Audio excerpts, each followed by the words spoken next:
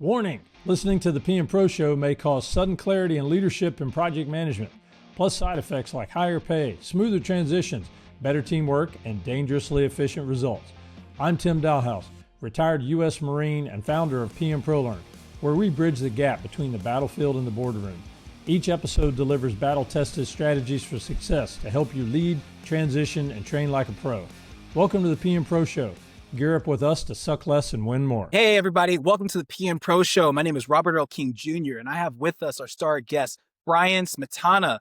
So this is the story of bridging the gap between the battlefield and the boardroom. And Brian is actually about to start transitioning. He just put in his transition packet today. He is an Inspector General, non-commissioned officer with the United States Army. He served over 23 years in active service, logistics, law enforcement leadership. Brian has been deployed to Iraq 3 times, served as a first sergeant, been a recruiter, security, non-commissioned officer. He's been doing it all. And now he holds an associate's degree and is pursuing a bachelor's of science. And he's set to retire potentially in 2025 and is preparing for the next chapter. Brian, did I get that right? Yeah, the bachelor's. I guess I got to update my profile. I just got that last month. Okay, so he has a bachelor's actively, everyone. So, hey, Brian is achieving. So with all of his achievements, we actually want to hit on this because he is about to transition. And we know that for those of you all that are going to be listening in on this, you know, the transition process, it can seem daunting, it can seem scary. Some people do it a lot earlier, some people do it a lot later. So we'll just throw the first question to you, Brian. I mean, you're still serving, but the end of the light is in sight. So how are you personally approaching this transition? What are some of like the big key takeaways that you're doing right now? So I'm a procrastinator by nature. Mm-hmm. So when I first figured out that I was going to retire about 2 years out, I knew that I needed to be intentional. And I needed to, put a plan in place to actually see everything through so I can transition properly. You only do it once. So You got to make sure you're doing it right. So intentionality, absolutely. Started off going to job fairs about 2 years out. And what I would do is during my lunch break, I would just pop in to a job fair and kind of see what was going on. I had a very, entitled attitude at first. Okay. It wasn't malicious, but I just been in 20 plus years, served as a first sergeant, like I was walking in like they were just handing out jobs, and that wasn't the case. So I would walk around to the tables and walk up to the hiring managers and be like, "Hey, what you got for me?" And they're kind of looking at me like, "What you got for me? You got a resume? You got something?" And I was new to it, so I didn't have anything. Just kind of learned the hard way that the private sector is not out there handing out jobs. You have to prove your value, and so that's what I did. I spent the next 2 years going to these job fairs, learning, developing myself. And, I talked about a plan. I approached my transition like I approach any major mission. You got to have a plan, gather intelligence, and then make sure you're building the right team around yourself. Hey, let me ask a question on that. It's first of all, your intentionality, but the second part was the humility part that I heard you mention. So first, the intentionality, I heard you mention 2 years, right? You're already like in advance looking at this. How did that happen? Are you just like going out into like just looking on Google, or were there some programs that came on base? How did that, searching part even begin? Well, hiring our heroes, recruit military, a lot of the organizations, they do the job fairs on post, and a couple of them do off the installation out in the community. And so all of the career fairs were incredible, great opportunities. However, recruit military was really the gold standard for me. So their job fairs are phenomenal. If anyone out there, definitely recommend those. So it was the recruit military ones that really resonated with me. And the Army changed their retirement model to allowing individuals to retire 2 years out. So at 2 years, when I wanted to pull the trigger, started going to the job fairs. And try to, every time I went to a job fair, I would try to take away something new. Always wanting to be learning, always wanting to be developing myself. Because 2 years out, you see, it feels like I got 2 years, I got forever to figure this out. But it really does go quick. And before you know it, you're 6 months out. and now you got to get serious about it. So going to these events religiously early on was key to helping me being able to be successful when I was getting to the tail end, if that makes sense. Yeah, no, it makes sense. And so even if it like hasn't like net you like an automatic like job hire, I even heard you mention that like, hey, what do you got for me? There was a little bit of like confusion, like that's not how that works here. Have you gotten any leads, or what was I guess that shock factor that you just hit on of like, I have this 20 years of experience, yet it doesn't immediately translate. What have you found or learned from that process going back and forth for these past 2 years? So what really helped me was my internship. So I did a skill bridge internship. Did it Awesome. with the company that I mentioned, Recruit Military, and the the the the model that they use not only helps you find a career, but it also helps you, be successful in those intangibles. Mm-hmm. How to develop your LinkedIn presence, how to write a resume, how to interview, how to do informational interviews, reaching out to people on LinkedIn, mentors, people that are in your position. You want to be in their position, so reaching out to them and figuring out how they crack the egg. Yeah. And I really heard your humility in the fact that you're realizing, either whether from other mistakes or even from when you recognize your mistakes, that, this is a dance, right? I heard that, transitioning is a little bit like dating almost. So, can you tell me a little more about your internship that you were able to do, right? How did that, help you along the way, or, some insights that you may have behind doing that? Yeah, absolutely. So when I was looking for a skill bridge, that I didn't want something that was so niche that, I would have to put all my eggs in that basket and try to get employed with that company. I wanted something that I could focus on how to be successful, like big picture. You know what I Yeah. mean? So I got a phone call from an intern that was in Recruit Military, and explained to him what I was looking for. Wait, so your And internship was with Recruit Military? It wasn't just Recruit Military helping you out on getting no, the internship. yeah, It was with the company. Oh, see, that didn't yeah, connect to me. Yeah. yeah. It was with Recruit Military, so it was a sales internship. So they taught me a little bit of the sales aspect of business development, and then they also, we learned about LinkedIn presence, we learned about resume writing, we learned about interviewing techniques, all that stuff. And so what I would do is I would make 50 phone calls a day, and I would call veterans that set up an account, register an account with us, and I would walk them through all of the resources that we provide. So before I even did the internship, I signed up for an account on Recruit Military. So an intern called me, and I told him what I was looking for, and he was like, "Look, this is what I'm doing. I'm learning how to be successful in the civilian sector. Yeah. There's kind of two approaches that you can do for a skill bridge. You can go to a company, throw all your eggs in that basket, grind and prove your worth to them in Mm-hmm. the hopes that you get a job after, which is Yeah. great for some people. But I wanted to, open my horizons to different avenues, if that makes sense. So Recruit Military was great in that aspect. Just from my LinkedIn presence alone, it's served me well. Yeah. So you're not just trying to get an entire career with Recruit Military. I mean, if it results in that, that's awesome, right? Hmm. But you're really asking, hey, what were the skills that this internship from Recruit Military would teach me? And what I'm hearing is like business development, sales, reaching out. That is a tough skill, sales, right? So just in general, that could be applied almost anywhere, right? We all need good salesmen. So I hear that. So then let me ask you this, in terms of like, you are the, plus 20-year Army vet. You're about to go out into the fray. You've already been preparing yourself. In our first segment, really, we were talking about, helping veterans to crush their transition, right? So as you're getting ready, I'm hearing intentionality, honesty, humility. Is there anything else that, let's say, if you could go back maybe 2 more years and give yourself advice, which is to help these other people listening in, Anything else you would have done starting at those 2 years? I think I would have gone on LinkedIn a little bit earlier.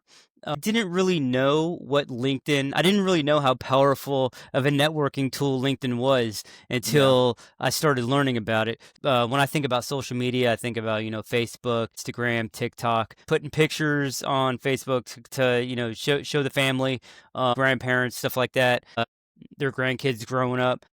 But I never really used social media as a networking tool. Once I started learning how to leverage it, build my network, and leverage my network to help me get to where I want to be, just a game changer. So I definitely would have started my LinkedIn journey earlier. A little bit earlier. I've had to kind of play catch up with, getting connections and developing my online community. But so yeah, that's the biggest thing is my LinkedIn presence. I would have started it a little bit earlier. Completely understandable. And that's not just for Army, that's for any industry where you have like a settled, I want to say like settled job security. It almost feels like, why even get LinkedIn, right? The same thing with my wife. She actually works as a doctor, no LinkedIn presence whatsoever, because, you go through med school, you do residency, you're in the system, right? But now when you're getting out into this area of freedom, right? And a lot of jobs that don't have that same security. Now it's sort of like, yeah, there's more onus on you and more responsibility, right? Absolutely. Yeah. So I like to ask you, if you don't have it, I didn't see it. Usually we talk with people who are either thinking about their certifications like PMP or Agile. Are there any certifications that you were going for or thinking about, or anything that I know you're certified in several things from your military experience, but like any other civilian certifications that you have your eyes on or that maybe you've required? I didn't see it in your profile. So I recently submitted for the NASM personal training certification. Mhm. Not really because I want to do it as a career, but really just for general knowledge to learn how to kind of take care of myself. And, I want to be able to live a long, healthy life and play with the grandkids one day. Yeah. I'm doing that personal training certification just for the knowledge to stay healthy and keep my body moving. But Physical the and diet fitness, man. I Yep. completely agree. Yeah. Keep going Yep. though. Yeah. Sorry. But the PMP is really PMP's been a game changer for me. So you did get the PMP. Just want to double check. Yep. Yeah. So how is that? When did you get that? So you're actually already serving. So now that I'm thinking about that, so a lot of people that I've talked with have actually been getting their PMP after they get out, but I noticed that you've already gotten it while you're still in / transitioning now. So like, is there any benefit that you see in it helping you prior to just waiting? Right? Or do you feel as if, yeah, I could have just waited towards the end? What do you think? 100%. You have to get it before you get out. So Really? there's several reasons why you should do that. The first reason is that it's free. So credentialing assistance pays for it. So why would you pay for it out of pocket when CA will cover the bill for you? Yeah. 2, I didn't realize that I've been doing projects most of my career. And so quick story, I was working in the IG office, and a couple of the field grade officers, I heard them talking about PMP and getting certified with a PMP. And they came up to me and they were like, "Hey, we're all going to get a PMP certification. You want to get it with us?" And I was like, "What's PMP certification?" They And just then wrapped you in. yeah, they explained it to me. They're like, "Yeah, well, they explained it to me as best they could, but really all I heard was you can get a job after you get out making like $200,000 a year." So I was like, "Well, sign me up." Who doesn't want that? Right? So I signed up, and then I was the first one in the group to actually take the exam. Everybody was kind of procrastinating and like, Oh my "Oh, I'm not ready. gosh. I'm not ready. I'm not ready." Which, to be honest, like you're never gonna be ready. Like one of the hardest tests I've ever taken. You really have to have the mindset, like they say. Mhm. So I buckled down. I made project management like my identity for a year while I studied, and I had zero free time. If I wasn't Yeah. actively engaged, I was studying, and I went and took the test, and I passed it. And to be honest, like I said, it was the hardest thing I ever done. I didn't even know when I hit the submit button. I didn't even know if I passed or not. I ended up Mhm. getting above They target in do. all three. Yeah, they do Oh, above targets now. They moved yeah, away from percentage scores. yeah. I ended up getting above target in all 3 domains, and like I felt indifferent. Like I don't know, maybe I passed it, but like it's all about the mindset. You got to have that mindset. You can't just memorize the definition of Kaizen and pass it. You got to know how to implement all that stuff in real world scenarios. Do you remember who your instructor was? Do you remember? I think it was with PM-ProLearn. You were a PM-ProLearn alumni then. Do you remember? Who Absolutely. Yeah. So my first instructor was the CEO, Tim. That's perfect. And so I got my first block of instruction for him, and then of course I had to take advantage of the fact that you can come back for free as much as you want. So I got that. I went back and got my second block of instruction from Ryan King, and then ended up getting my third block from Justin. I think Justin Leeper. Yeah. So Tim, Justin, and Ryan, and every time that I took it, or every time that I took the class, I took away something new, because every instructor has a different style of instructing. And, every time, the way my brain works, every time, muscle memory, if I hear something over and over again, every time I listen to it, I'm going to take away something new. So going to the class 3 times was definitely helped in my journey. And then, just like the business model that PM-ProLearn has, they don't let you fail, so they essentially, you get your hand held the entire process. That way you get set up for success.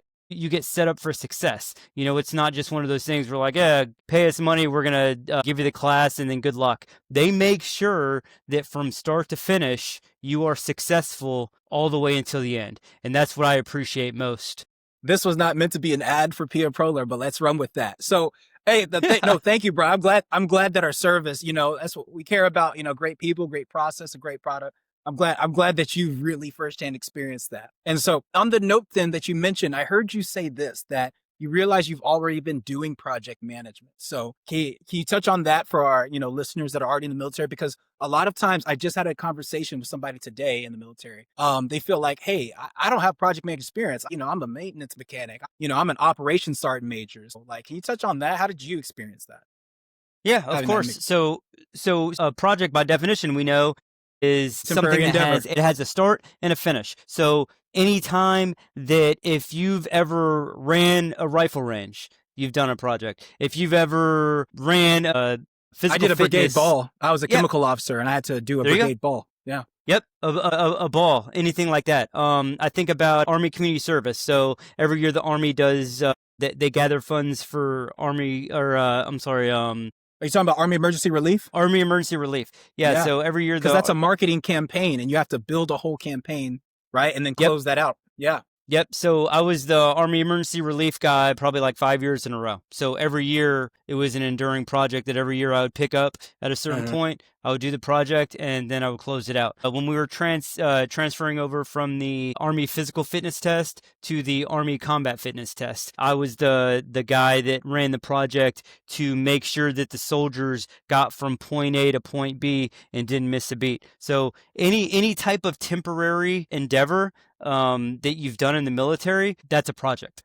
And I didn't know that. I didn't know that until I learned that during class. Yeah, there's so much military experience that actually counts as projects. And really this goes back to, though you may not have the official PM title, in functional environments, rarely ever do you see an official project manager. It's just hey, tag, you're now running this project. You are the project manager for the duration of that project. So no, I hear that. So let me ask you, so you've done, Army for I keep saying plus 20 years. I'm looking at your bio. You've been able to learn a lot of these things through, regulation, experience, sometimes just trial and error, right? So I'd like to ask, since you have the PMP now, do you feel as if it would have helped you as you were in those development stages? Because I'm thinking about the, the first lieutenants and second lieutenants and the squad leaders and potentially platoon sergeants that are even thinking about this. You think it could be helpful to them? Yeah, absolutely. Like I said, most of those positions that you mentioned, the PL, the platoon sergeant, they're running projects. They're running projects for the company.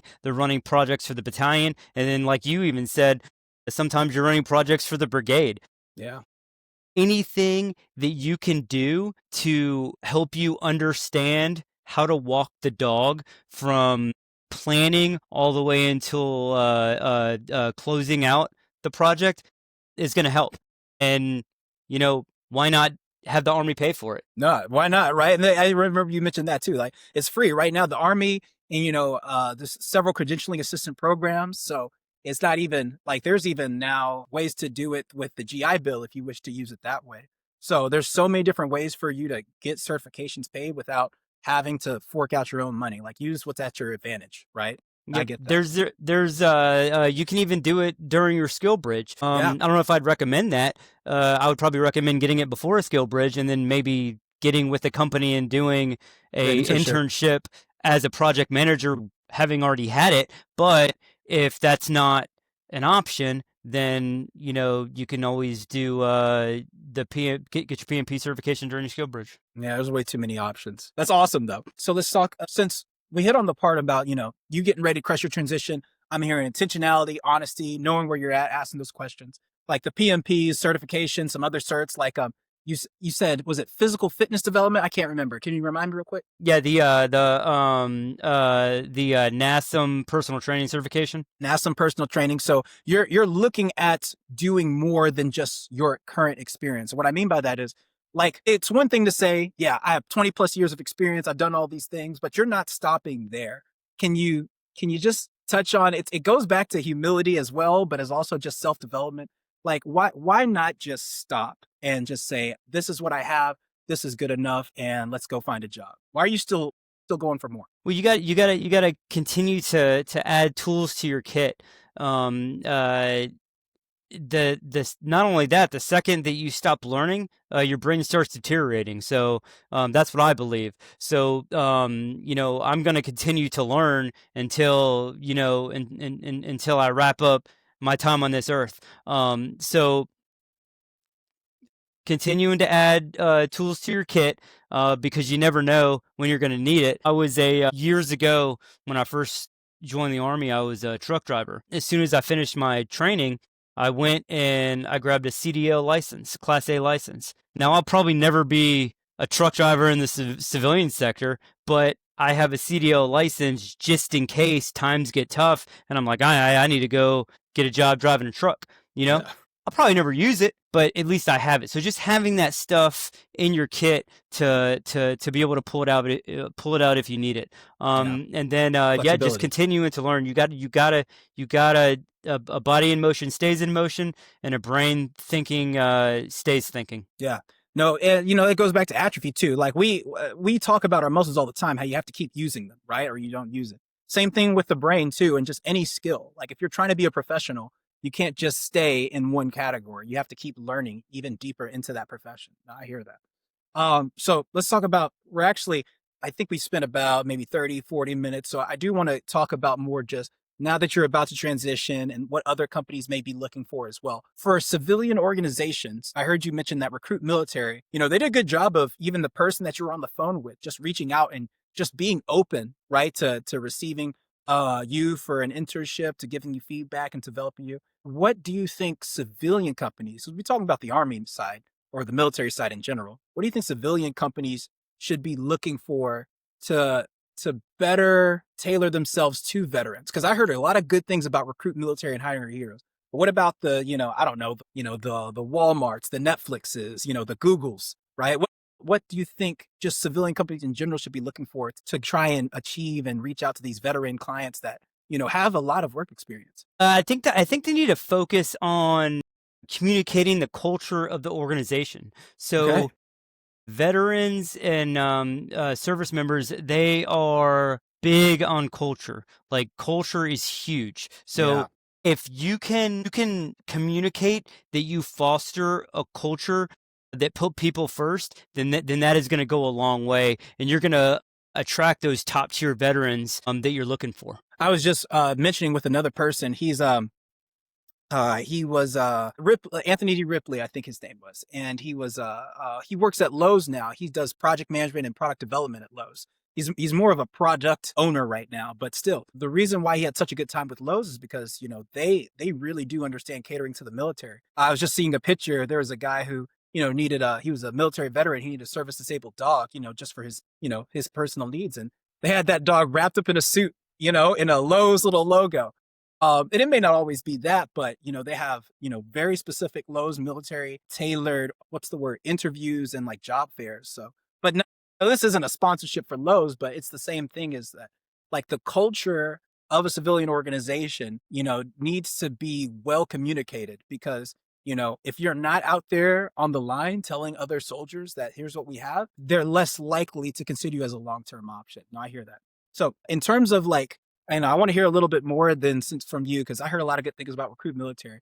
Can you tell us some of the culture aspects that you've been noticing? I already heard like, really engaging team management. Like you'll have a person feel empowered enough just to mention to you like, hey, here's what I'm doing. Is there anything other aspects of culture that you've been noticing either from them or just in other civilian organizations where you talk to them at maybe a job fair or anything? I just think that we focusing on the human to human connection. Mm. That's really what it comes down to, is focusing on the human to human connection. And that's kind of like my key takeaway is everything that I've been doing has been a human to human connection. It may not be in person like me and you right now. Yeah, just virtually. Yeah, it's virtual, but it's that mirror effect where we call it interactive communication. This is what we're doing still. Yeah. Even if it's not. Yeah. So our brains don't realize that we're not in the same room together. Those virtual job fairs, when you're going to the virtual job fairs, like I said, your brain doesn't realize that you're not in the room. So like you're actually like engaging with people. And just having that human to human connection, it really helps. Yeah. So what I'm hearing too is I've seen it before, especially on my end of the civilian job hunt. Sometimes there is no interactive. It's simply your name is a drop in the bucket, and you hope to hear back, right? So I definitely think it's more of just trying to figure out how to optimize that face-to-face in some shape or form. Is that what I'm hearing? Yeah, absolutely. In fact, the company that I'm with right now, Veteran Hiring Solutions, it's the reason that I chose to work with them is they do a performance-based job description, and it really focuses on that human to human interaction and not just a job description that's kind of like a checklist. It pulls the candidate in, and they can see themselves embedded in that organization's culture. You know what I mean? Yeah, no, I hear that. So even when I look at job requirements, when they put out those job postings, you can tell just in their writing what they're looking for. Sometimes they're just throwing out stuff on the screen, and other times they're like looking a little bit more detailed in terms of like application of the knowledge. And I really noticed, with my company, PM-ProLearn, it doesn't have to happen every time. I know it can be a little bit difficult for people to do it, but they didn't just want my resume. Once they got my resume and they even considered me, they just wanted to like see a video of me talking and actually talk to me afterwards. And, I do a little bit of video editing and stuff like that. So, it just really helped me stand out a little bit more as another step, just having that option, and then the in-person interview, of course, made it the rest of the way. I hear it is, sometimes it feels as if like I am talking to no one and no one is responding, and it could just be a big AI right now, and we don't know who's coming back to us, right? So that human to human. Yeah, I tell you what, it really is. It really is incredible how it works. It's kind of like think of it like the Jerry Seinfeld effect. When you see a celebrity, your instinct is to walk up to him and be like, "Oh, hey, blah blah blah blah," and just start talking to him because you know them. You've been watching them on TV. They don't know you. They're like, "Oh my gosh, who is this person coming up to me?" But you know them, and it's that mirror effect. It's crazy. Mm-hmm. So since we're getting close to almost being at like 45 minutes to an hour, I wanted to play a game with you real quick. I'm going to play it with you again. So for those of you guys listening, Brian is in the transition process right now. So he's going out into the front lines for you all. But I want to ask Brian, what are some things that he's expecting in terms of like what's the best, in terms of what's the worst? And it's a game. It's a game we're playing. It's a blind sliding game. So I may have switched up some of the answers. You don't know all of what the answers may be, but here's what's going to happen. I'm just going to give you a list 1 through 5. And I want you to tell me from the first thing, like when I give you a name, you have to tell me if you're going to put that in 1, which is the best thing that you expect from it, or 5, which is the worst. Now, of course, it doesn't have to be you hate it, but for example, you may use up your slot number 1, and then I mentioned something else in terms of what's good about transitioning and your service expectations. And you have already used it up. So let's be very, intentional with these words I'm going to give, but I'm only going to give you one at a time so you don't know what's coming next. Ready? I like that word intentional. Yeah. All right. So here's the idea. I'll give you a topic about your time in service and your expected transition. I'll rank each item from 1 to 5, and you get to use each number once. Here we go. So what are you hoping or expecting from job flexibility in terms of 1 to 5? You think that's going to be the best thing, or you think it's going to be the worst thing? What do you think? I think job flexibility, if we're talking about the future, it's going to be 1. Okay. But if we're talking about like the past, definitely a 5. Okay. Let me hear that. No flexibility at all. Okay. Yeah. No flexibility until you promote or go to a different organization, right? Mm-hmm. I got you. So let's say you're expecting it to be a 1. Cool. So are we going to use up the 1 slot? Flexibility is really, really important to me right now. It's one of the reasons that I chose to retire. Yeah. I mean, I'm not trying to move the family around anymore. Okay. I got you. All right. Here's the next one. Sleep. That's 5. I don't care about sleep. I'll sleep when I die. I've started to catch up. For one person specifically, I think sleep was high for them. But for most of the 20 plus military, they're like, I've never slept in any days. That's funny. All right. Okay. So sleep is 5. So we got 1 and 5 taken care of. Here's the next one. A sense of belonging. So you got 2, 3, and 4 now. I already used up my 1. You already used up 1. Sense of belonging is 2. You have to be a part of something bigger than yourself. Humans are tribal in nature, and a sense of belonging is community. Yeah. No, I get that. Okay, number 2. So we got 1 for job flexibility, 2 for sense of belonging, 5 for sleep, everyone. All right, so now it's left in 3 and 4. Here we go. Clarity of your leadership position. What do you expect about that in terms of transitioning? I would say 4. Okay. Full transparency, I don't necessarily have to go into a leadership position. I'm cool just, adding value to an organization, being part of a team. And, you've done that. You've been there, done that on the leadership role, huh? Yeah, I get that. All right. So number 3, and it doesn't mean that it really is number 3, but let's just talk about it. Accountability, right? So, it goes back to leadership role too, but it was more clarity of the leadership role. In terms of accountability, in the Army side, you could be accountable for, millions of dollars of government equipment. On the civilian side, maybe not, just accountable for yourself. What do you think? Like, how do you feel your accountability may change as you're getting out now? I think 3 is an appropriate number for accountability. I'm very results driven, as most service members are. And, having accountability for myself and making sure that I'm delivering value and results and achieving is important. And I think 3 is a good spot for that. No, I love it. Thank you so much, though, for sharing with us, what your current process is and, how the PMP and other certifications that you're already going for have been helpful to you and that you're still chasing after. Any other words of encouragement or advice you'd like to give to them? Yeah, just stay the course, be intentional. Transitioning is, you only get 1 shot at it. So as soon as you decide that you're moving on to bigger and better things, then the process starts right then. And be intentional, be strategic, and you'll crush it, I promise you. Yeah. Hey, thank you so much, Brian. So, hey, everyone, again, thank you for tuning in to the PM-ProShow. We'll be tuning in more with Brian to hear more about him. Again, he's a 20-plus year Army veteran, actively serving, about to be veteran, 23 years of active service in the Army we're currently serving as an Inspector General, correct? Yeah. Hey, thank you so much, Brian, for your knowledge and experience. Be sure to like, share, and subscribe, everyone. Stay tuned, and we'll see you guys next time. Bye.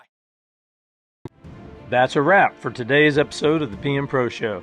We appreciate you spending time with us, and we hope you're walking away with something valuable to apply in your own life. If you enjoyed this conversation, the best way to support us, completely free, is by subscribing and sharing. As a veteran-owned small business, every bit of support helps us continue bringing great content to you and others in the community. Thanks again for being here, and until next time, keep learning, keep leading, and keep making an impact.